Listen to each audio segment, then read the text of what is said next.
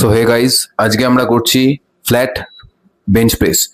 তো এই পশ্চারটাকে দেখো, দেখে মনে হচ্ছে যেন খুব ভালো পশ্চারে ও করছে, কিন্তু এইখানে এক্সারসাইজটায় কিছু কিছু কি পয়েন্ট ভুল আছে। সেই ভুলগুলো এসো দেখে নি।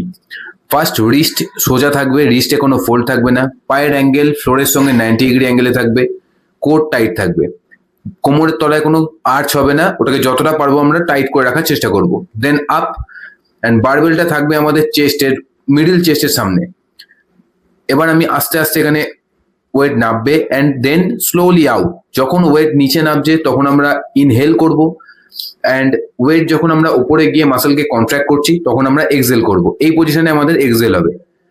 এইবার আমাদের স্ক্যাপুলা পজিশন, সেই পজিশনটা লক থাকবে। লক রেখে দেখো কি সুন্দরভাবে আমাদের মেম্বার পারফর্ম করছে।